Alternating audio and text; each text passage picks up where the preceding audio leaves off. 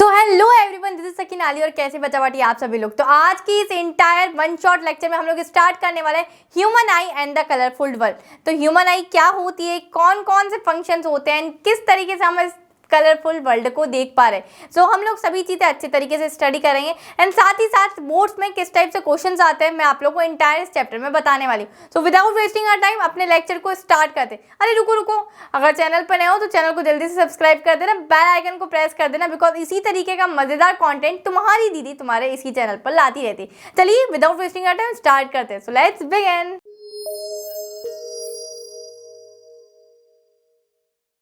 Human eye and the colourful world. अब यार तुम लोगों ने भी आंखों ही आंखों में किसी न किसी की तो देखा ही होगा। जब तुम किसी की आंखों में देखते हो या अपने क्रश की आंखों में देखते हो तो तुम्हें मेनली सबसे पहले तीन चीज़ें दिखाई देती है। सबसे पहली चीज़ तुम लोग को दिखाई देती है ये हमारा जो कि होता है कॉर्निया, दूसरा होता है हमारा इरिस और तीसरा होता है हमारा प्यूपिल। ठीक है, सब ये तीनों चीज़ें क्या होती है मेनली डिस्कस करते हैं और काफ़ी सारी चीज़ें हम लोग हमारे आईज की डिस्कस करते हैं। अब जो कॉर्निया होता है बच्चा पढ़ता है, ये बड़ा हमारा चमकीला सा होता है। ये चमकीला क्यों होता है? क्योंकि ये ट्रांसपेरेंट पार्ट होता है, आउटर मोस्ट पार्ट होता है और ये रिफ्रैक्टेड पार्ट होता है। ठीक है, ये रिफ्रैक्शन करता है, इसीलिए बड़ा चमकीला सा पार्ट होता है। अगर मैं बात करूं तो हमारी आंखों के अंदर भी एक लेंस लगा होता है प्यारा सा। कौन सा लेंस लगा होता है? तो हमारी आंखों के अंदर एक कॉन्वेक्स लेंस लगा होता है। ये कॉन्वेक्स लेंस वो नहीं है जो हम लोग लाइट में पढ़कर आए। ठीक है, ये बड़ा अलग कॉन्वेक्स लेंस होता है जो हमारी आईज के अंदर लगा हुआ होता है। अब बात करते हैं इरिस। तो इरिस क्या होता है? जिससे तुम्हारी आईज कैसी दिखती है? ब्लू आईज, हिप्लोट आईज, मेरी उस तरीके से blue eyes, brown eyes, black eyes जो भी दिखती है ये हमारी इरिस रिस्पॉन्सिबल होती है उसके लिए। प्यूपिल की बात करूँ तो प्यूपिल हमारा बड़ा छोटा होता रहता है। मतलब प्यूपिल हमारी एक विंडो की तरह काम करता है। कितनी लाइट आनी चाहिए मेरी आईज में ये डिसाइड करेगा मेरा प्यूपिल। ठीक है, अब बात करते हैं सिलेरी मसल्स की। तो ये सिलेरी मसल्स क्या करता है? जो हमारा ये कॉन्वेक्स लेंस लगा हुआ है ये सिलेरी मसल्स क्या करता है? इसको पकड़ के रखता है, होल्ड करके रखता है। अब बच्चा बाटी ये सिलेरी मसल्स छोटा बड़ा कर सकता है हमारे लेंस को, क्योंकि हमारे लेंस की फोकल लेंथ चेंज हो सकती है। बाकी किसी भी पर्टिकुलर लेंस की बात करते हैं तो सभी की फोकल लेंथ एक फिक्स्ड होती, बट हमारा जो लेंस है ना ये छोटा होता है बड़ा होता है, छोटा होता है बड़ा होता है, क्योंकि इसकी फोकल लेंथ हम लोग चेंज कर सकते हैं। साथ ही साथ आप बात करती हूँ मैं रेटिना की। तो रेटिना हमारी एक डेलिकेट मेम्ब्रेन होती है जिस पर हमारी इमेज बन रही होती है और साथ ही साथ रेटिना डिसाइड करती है कितनी अमाउंट ऑफ लाइट को इंटर करवाना है हमारी आईज के अंदर, क्रश की आईज के अंदर नहीं, तुम्हारी आईज के अंदर। साथ ही साथ बात करते हैं ऑप्टिक नर्व। तो जो भी इलेक्ट्रिकल सिग्नल्स हमारे ब्रेन तक ट्रांसफर होते हैं वो हमारे ऑप्टिक नर्व के थ्रू ट्रांसफर होते हैं। ब्लाइंड स्पॉट मतलब जब हमारी आंखों के सामने कोई लाइट नहीं आती, बिल्कुल अंधेरा सा डार्कनेस ही छा जाती है, तब उसको बोलते हैं हम लोग ब्लाइंड स्पॉट। अब हमारे पास दो टाइप के लिक्विड हमारे आईज के अंदर प्रेजेंट होते हैं। सबसे पहला होता है हमारे पास एक्वस ह्यूमर। ये हमारे कॉर्निया और आई लेंस के बीच में भरा हुआ होता है। ये क्या करता है? ये देखो, ये हमारा पूरा कॉर्निया और आई लेंस के बीच में ये जो पूरा लिक्विड है ना ये हमारा पूरा फिल होता है। सो ये क्या करता है? ये न्यूट्रिशन प्रोवाइड करता है हमारी आईज को। साथ ही साथ बच्चा पार्टी ये बहुत अच्छे तरीके से इमेज बनाता है हमारे रेटिना के ऊपर, मतलब रिफ्लेक्टेड लाइट को हेल्प करता है इमेज बनाने के लिए। अब बात करती हूँ विटेरियस ह्यूमर की। तो विटेरियस ह्यूमर ये पूरा जो ब्लू कलर का दिख रहा है ये विटेरियस ह्यूमर है, जो कि लेंस और रेटिना के बीच में जितनी भी स्पेस होती है इसमें सब में हमारा विटेरियस ह्यूमर भरा हुआ होता है। सो ये कुछ पार्ट्स थे हमारी ह्यूमन आई के। अब यार हमारी ह्यूमन आई से हम लोग कितना दूर तक देख सकते हैं या कितना पास तक देख सकते हैं? तो ऐसा है कि कितनी भी पास तक देख सकते हैं या कितनी भी दूर तक देख सकते हैं। दूर तक में सही हो तुम चाहो कितनी भी दूर तक देख सकते हो। ये तुम्हारी आंखों पर डिपेंड है, तुम्हारी आंखें कितनी शक्तिशाली है। ठीक है, तुम चाहे जितनी दूर तक देख सकते हो, तो इन्फिनिटी तक भी तुम देख सकते हो, बट ये हमारी आंखों पर डिपेंड है कि हमारी आंखें कितनी स्ट्रांग है।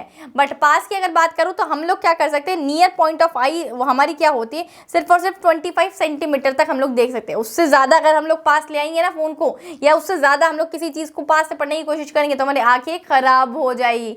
एंड आधे से ज़्यादा की तो ऑलरेडी खराब हो चुकी है ना, ताने तो सुनने को मिलते ही है घर पे, फ़ोन चला रहे हो दिन भर।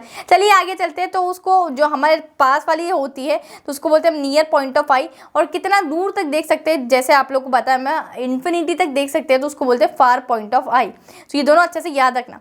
अब मैंने आप लोग को बोला था बच्चा पार्टी कि हमारा एक आईज में लेंस लगा होता है, that is convex lens. And इस कॉन्वेक्स लेंस को हम बड़ा छोटा कर सकते हैं बिकॉज इसकी फोकल लेंथ चेंज होती है। और इसको कौन सपोर्ट देता है? हमारी सिलेरी मसल्स इसको सपोर्ट दे रही होती है। तो उसी को क्या बोलते हैं हम लोग? Power of accommodation. चलो पढ़ लेते हैं। The process by which certain muscles called the ciliary muscles function to change the focal length of the eye so that the image is clearly formed on the retina is called accommodation of the eye. यही होता है हमारा power of accommodation. ये तुम लोग देख सकते हो। रेंज क्या होती है ह्यूमन विजन की? 25 सेंटीमीटर से इन्फिनिटी। तो इतना पास तक देख सकते हो और इन्फिनिटी जितना हम लोग दूर तक भी देख सकते हैं। अब बचा ये सिलेरी मसल्स कैसे? अगर मुझे बहुत दूर का देखना है तो मेरा लेंस कैसा? छोटा हो जाएगा, बड़ा हो जाएगा। सिलेरी मसल्स कैसे हमारे वर्क कर रहे होंगे? ठीक है, तो बात करते हैं। सबसे पहला, अगर मुझे बहुत दूर तक के ऑब्जेक्ट देखने हैं तब मुझे क्या करना पड़ेगा? हमारे जो सिलेरी मसल्स है ना ये बड़े रिलैक्स्ड हो जाएंगे और मेरा जो लेंस है वो बहुत ज़्यादा थिन हो जाएगा और फोकल लेंथ इंक्रीज हो जाएगी। ठीक है, मतलब हमारा लेंस अब काफ़ी ज़्यादा इस तरीके से चौड़ा हो सकता है, लंबा हो जाएगा, इलांगेशन हो जाएगा। बट अगर मुझे बहुत पास का देखना है, जैसे तुम्हें तुम्हारी क्रश की आंखों में देखना हो, तो तुम कैसे देखोगे? तब हमारे जो सिलेरी मसल्स होता है ये बड़ा कॉन्ट्रैक्ट हो जाता है। ठीक है, डर से जाते हो तुम, है ना, एकदम नर्वसनेस आ जाती है और ये हमारी फोकल लेंथ डिक्रीज हो जाती है और ये आई लेंस बड़ा थिक हो जाता है, ये छोटा सा मोटा सा हो जाता है। इस तरीके का ये हमारा हो जाता है आई लेंस। अब बात करते हैं हाउ आर आईज फोकस। तो बच्चा बाटी आप लोग को पता है हमारी आंखें जो नॉर्मल आईज होती है उस पर हमारी इमेज कहाँ बनती है? रेटिना पर। बट अगर हमारी आंखें खराब हो चुकी है फोन चलाने की वजह से या किसी भी वजह से, तब हमारी इमेज कहाँ बन रही होती है? तो डिफरेंट केसेस है। कभी हमारी इमेज रेटिना के पहले बनेगी, कभी हमारी इमेज रेटिना के बाद बनेगी और कभी हमारी इमेज यार बिल्कुल एज की वजह से रेटिना के पहले बाद दोनों बन सकती है। सबसे पहला होता है बच्चा बाटी मायोपिया। मायोपिया मतलब तुम्हें भी क्या स्कूल में बोर्ड नहीं दिखता है? ठीक है, मैम हटिए, मैम नहीं दिख रहा है, मैम क्या मैं आगे बैठ जाऊँ, मुझे नहीं दिख रहा है, प्लीज यार हट जा, साइड हो जा, नहीं दिख रहा है। इस तरीके की हरकत अगर तुम करते हो तो तुम्हें भी मायोपिया हो चुका है। जब हमें दूर की चीजें नहीं दिखती है, जैसे ब्लैक बोर्ड हो सकता है, तो इस तरीके की जब चीजें नहीं दिखती है हमें, तो हमें मायोपिया हो जाता है। इन दैट केस क्या होता है, जब एक नॉर्मल पर्सन होता है ना, तो नॉर्मल पर्सन की इमेज कहाँ बनती है? रेटिना पर बनती है। बट जो पर्सन को मायोपिया हो जाता है उसकी इमेज रेटिना से पहले बन जाती है। अब ये मायोपिया होता क्यों है दीदी? है तो मायोपिया किस लिए होता है बच्चा पार्टी? क्योंकि तुमने एक्सेस ऑफ फोन चलाया है बहुत ज्यादा, इस तरीके से लेटते हुए फोन चलाया है। अब इतने पास फोन को रखोगे तो आंखें तो खराब होगी, डांट भी पड़ेगी। सो excessive curvature of eye lens. यार अब हमारे आई लेंस को ना आदत हो गई है बहुत पास की चीजें देखने की। ठीक है, तो उसको दूर की चीजें देखने में बड़ी परेशानी होती है और कुछ समय बाद दूर की चीजें दिखना हमें बंद हो जाती है, क्योंकि आई लेंस को तुमने क्या करा? आदत डाल दी पास की चीजें दिखाने की। साथ ही साथ stretching of eye ball. Eye ball इतना स्ट्रेच ही नहीं हो पाता है। अब हम लोग इसको कैसे सही कर सकते हैं दीदी? क्या हम सही भी कर सकते हैं? अब देखो मैंने क्या बोला था, हमारी इमेज पहले बनने लग जाती है तो, और हमारी आंखों के अंदर कॉन्वेक्स लेंस लगा होता है। तो ये कैसा लेंस होता है? हमारा कन्वर्जिंग लेंस होता है। कुछ ज़रा दिमाग लगा के देखो बच्चा पार्टी, अगर तुम लोग इसमें कॉनकेव लेंस लगा दोगे जो कि डाइवर्जिंग होता है, तो ये रेस को पीछे तक एक्सटेंड कर देगा। मतलब क्या हो जाएगा? हमारी वापस से इमेज हमारे रेटिना पर बनने लग जाएगी। तो इसीलिए मैंने करेक्शन के लिए यहाँ पर लगा दिया कॉनकेव लेंस, और जो कि हमारी जो रेस थी उसको थोड़ा सा डाइवर्स कर देगी और हमारी इमेज कहाँ बन रही होगी? रेटिना पर बन रही होगी। So simple. तो हमें जो चश्मा लगता है ना, ठीक है, उसके नंबर जो होते हैं उसमें जो लेंस लगते हैं वो कौन से होते हैं? कॉनकेव लेंस लगते हैं। तो इस चीज़ को याद रखना। तो अपने पास वाली शॉप पर जाओ, चश्मा लाओ और बढ़िया सा देखने लग जाएगी पूरी ब्यूटीफुल सी दुनिया। अब आता है हाइपरमेट्रोपिया। अब यार कुछ लोग ऐसे होते हैं जैसे हमारे घरों में ग्रैंडफादर, ग्रैंडमदर, मम्मी, पापा और समटाइम्स बड़े भाई, बड़े बहन या बहुत सारे लोग होते हैं, ठीक है, बुआ, बहुत सारे रिलेटिव, जिसको पास का नहीं दिखता है। पापा क्या करते हैं? न्यूज़पेपर पढ़ने के टाइम पर चश्मा लगा लेते हैं। मम्मी कुछ पास के काम पर चश्मा लगा लेती, पास का काम कुछ करना हो, सिलाई बुनाई करनी हो और समथिंग एल्स, तो उस पर चश्मा लगा लेते। क्यों? क्योंकि यार उनको पास का नहीं दिखता है, दूर का तो दिखता है। अब ये ऐसा क्यों होता है? क्या रीजंस है? Because focal length of eye lens becomes too long, बहुत बड़ी हो जाती है। साथ ही साथ eye ball becomes too small.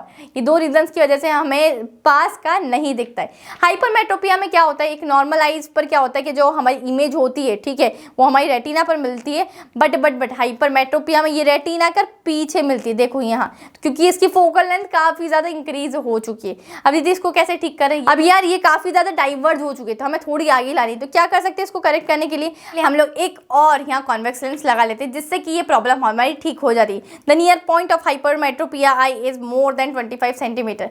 इस तरीके से हम लोग एक तो ये हमारी हमारी आइज का ऑलरेडी कॉन्वेक्स लेंस है और इसको ठीक करने के लिए कॉन्वेक्स लेंस हम लोग ने और लगा दिया।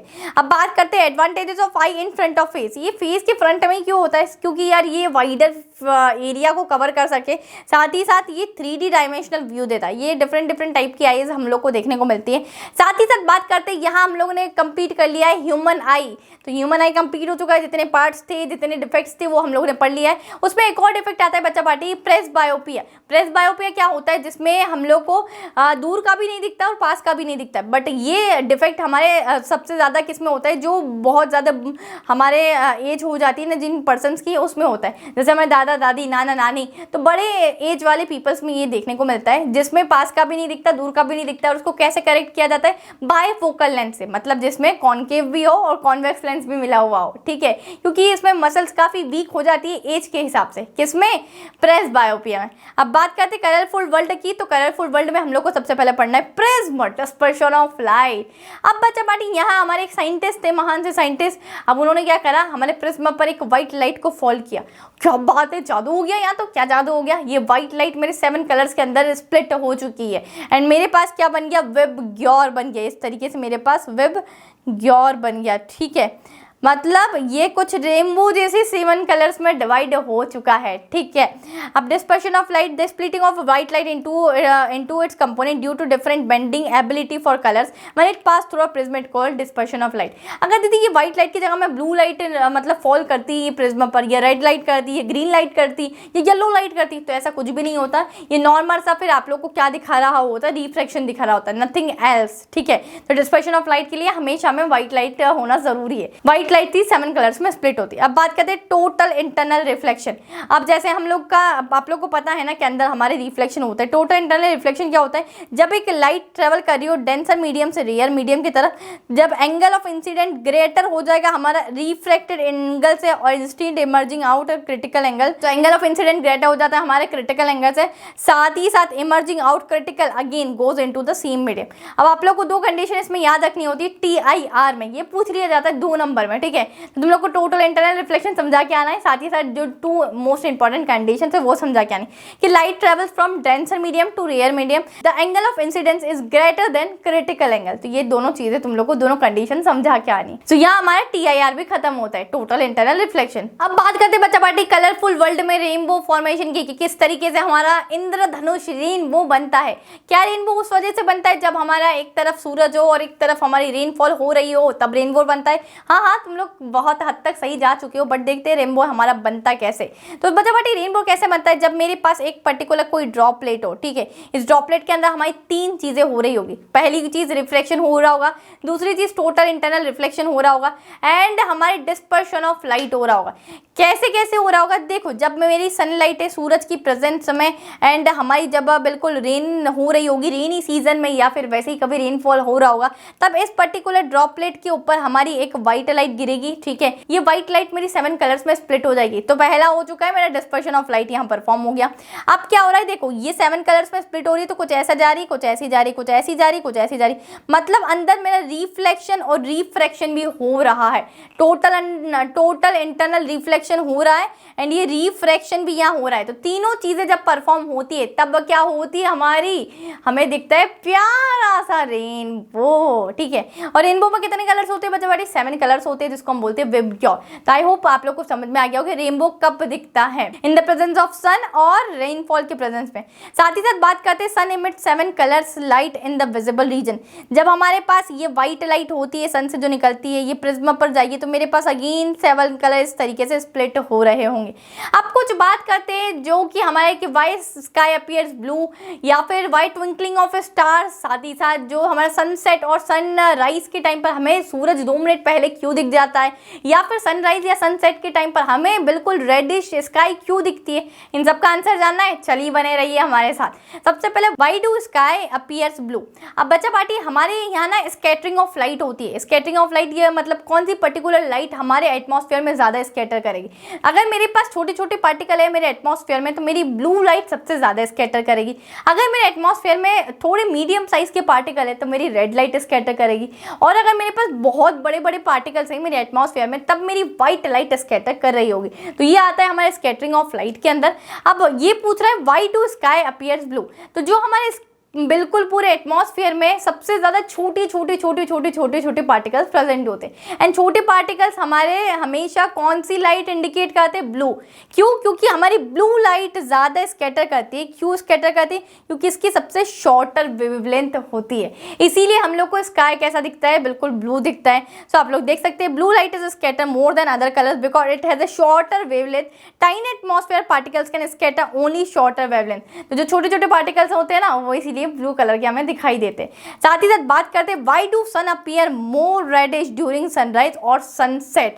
तो बच्चा जब भी हमारा सनराइज होता है और सनसेट होता है उस टाइम पर क्या होता है? जो ब्लू कलर है उसकी कैसी वेवलेंथ है? शॉर्टर वेवलेंथ है। और सन हमारा हाइट से कितनी दूर होता है, कितना ऊपर होता है, सोचो। ठीक है, तो जब सनराइज और सनसेट होता है तब ब्लू कलर स्कैटर नहीं होता है। हमें इतनी दूर से ब्लू कलर तो नहीं दिखेगा ना। अब हमें वो कलर दिखेगा जिसकी वेवलेंथ सबसे ज्यादा होती है। सबसे ज्यादा वेवलेंथ किसकी होती है? हमारी रेड कलर की। इसीलिए जब भी सनराइज होता है और सनसेट होता है तो जिसकी सबसे ज्यादा वेवलेंथ होती है वो कलर हमारे पूरे स्काई में या फिर पूरी सभी जगह स्कैटर हो जाता है। और इतनी दूर से हमें कौन सा कलर दिखता है? रेड कलर दिखता है, बिकॉज रेड की वेवलेंथ सबसे ज्यादा होती है। ठीक है, ब्लू की वेवलेंथ सबसे कम होती है तो ब्लू नहीं दिख सकता, ना कि कोई दूसरे हमारे कलर्स दिख सकते हैं। रेड क्योंकि सबसे ज्यादा रेड की वेवलेंथ होती है। सो आप लोग देख सकते हैं light rays have to travel a large part of the atmosphere because they are very close to the horizon, therefore light other than the red is mostly scatter away.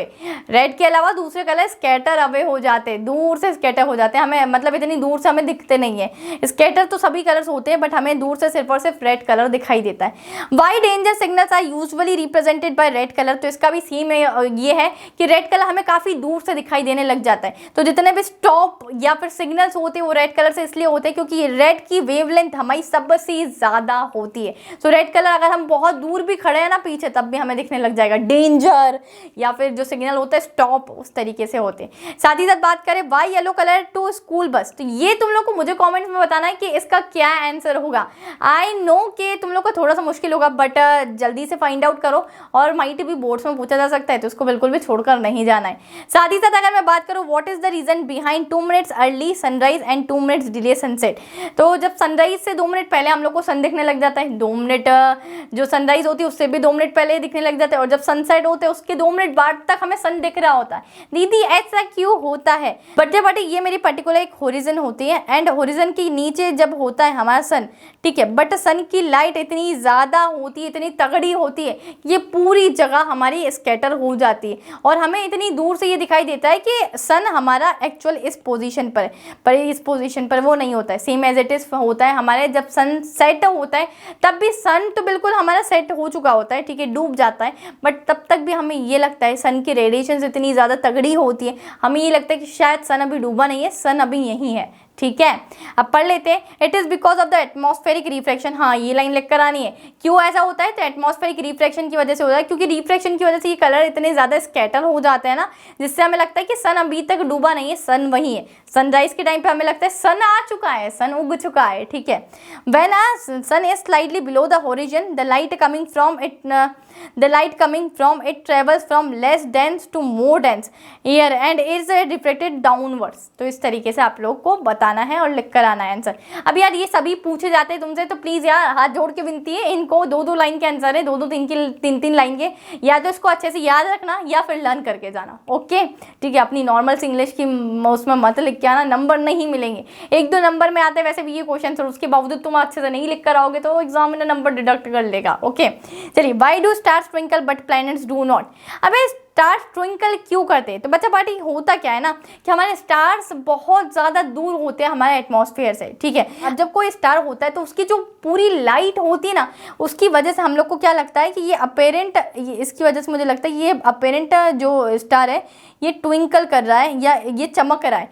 और जब ये हमारी प्लेनेट तक आती है, एटमॉस्फेयर तक आती है, तो हमारे पास ये कैसा दिखता है? कुछ रिफ्रैक्ट होता हुआ दिखता है। ये हमारी अर्थ की हर लेयर पर कुछ रिफ्रैक्ट होता हुआ दिखता है। ऐसा क्यों होता है? क्योंकि हमें अर्थ के अंदर जैसे ही इसकी लाइट पहुंचती है स्टार की, तो ये कुछ इस तरीके से रिफ्रैक्ट होता है। हर लेयर पे। ऐसा क्यों होता है? क्योंकि हमारी डेंसिटी हर लेयर पर अलग अलग होती है, किसी पर ज़्यादा किसी पर कम। अर्थ की हर लेयर पर डेंसिटी वेरी करेगी एंड साथ ही साथ उसका हर पर रिफ्रैक्टिव इंडेक्स भी हमारा अलग होगा। इसी वजह से जो हमारा स्टार होता है वो तो ट्विंकल नहीं करता है, बट इस तरीके से रिफ्लेक्शन होने की वजह से हम लोग को क्या दिखता है कि ये स्टार पर्टिकुलर ट्विंकल कर रहा है, क्योंकि यार उसके रिफ्रैक्टिव इंडेक्स चेंज होता है, उसकी डेंसिटी हमारे अर्थ की हर लेयर पर चेंज हो रही होती है। अब तुम लोग के मन में ये सवाल आ रहा होगा कि दीदी ना स्टार्स तो ट्विंकल करते हुए दिखते बट प्लैनेट्स क्यों नहीं दिखते? तो बच्चा बट स्टार्स बहुत ज़्यादा हाइट पर होते हैं, बट प्लैनेट्स हमारे अर्थ से काफ़ी ज़्यादा पास होते हैं, इतनी हाइट पर नहीं होते कि वो ट्विंकल करते हुए दिखे। अब तुम लोग को क्या रीज़न लिख कर आना है वो चलिए देखते हैं। Star twinkle because of the turbulence in the atmosphere of the earth. As the atmosphere churns, the light from the star is refracted in different direction. कभी यहाँ ऐसे कुछ रिफ्लेक्ट होती है। Planets do not twinkle because they are not very far away from us like star, क्योंकि वो बड़े दूर नहीं होते जितने दूर हमारे स्टार्स होते। तो बच्चा बाटी that's all for today's video. यहाँ हमारा वन शॉट लेक्चर समाप्त होता है। Human eye and the colourful world. इतनी प्यारी प्यारी आंखों से हम लोग किस तरीके से हमारा ब्यूटीफुल वर्ल्ड को देख सकते हैं। मैंने आप लोग को बता दी, इसमें आप लोग के डिफेक्ट्स आ सकते हैं, मायोपिया, हाइपरमेट्रोपिया, प्रेसबायोपिया, कैसे करेक्ट करते वो आना चाहिए, और आप लोग को आना चाहिए कि किस वजह से ये होता है। एक पहला क्वेश्चन ये हो गया, डिस्पर्शन ऑफ लाइट आ सकता है, स्कैटरिंग ऑफ लाइट आ सकता है, व्हाइट लाइट से 7 कलर्स स्प्लिट हो जाते हैं वो आ सकता है। एंड ये जो छोटे छोटे क्वेश्चन होते हैं ना आप लोग के, कौन कौन से छोटे छोटे क्वेश्चन, स्टार्स क्यों ट्विंकल करते हैं, हमारा स्काई क्यों ब्लू कलर का दिखता है, सनराइज सनसेट हमें 2 मिनट पहले क्यों दिखने लग जाता है, एंड सनराइज और सनसेट के समय हमें स्काई क्यों रेड रेड दिखने लगता है। इस टाइप के क्वेश्चन तुम्हें 1 या 2 नंबर के पूछे जा सकते हैं। बड़े क्वेश्चंस में बच्चा पार्टी या तो वो डिफेक्ट्स आ सकता है, या फिर तुम्हें पर्टिकुलर बोल देंगे कि पूरा आई का डायग्राम बनाओ और उसके हर पार्ट्स को एक्सप्लेन करो। तो आराम से तुम लोग एक्सप्लेन कर सकते हो, मैंने बहुत प्यारे तरीके से तुम्हें एक्सप्लेन किया है। तो that's all for today's video बच्चा पार्टी। आई होप ये वीडियो तुम्हारे लिए बहुत ज़्यादा हेल्पफुल साबित होगा। And all the very best for your science exam. मेरे चैम्प बिल्कुल फोड़ कर आना, पेपर आग लगा कर आना, बहुत अच्छा जाएगा। बिलीव इन योर सेल्फ, बहुत अच्छे मार्क्स आप लोग स्कोर कर रहे हूँ। तो यार उसी के लिए आपकी दीदी ने इतनी मेहनत करी, चैनल को जरूर सब्सक्राइब कर लो। अपनी प्यारी सी दीदी के लिए एक प्यारा सा कमेंट तो बनता है। All the very best. कैसी तैयारी चल रही है let me know in the comment section. Till then keep learning. This is your educator Sakina Ali signing of.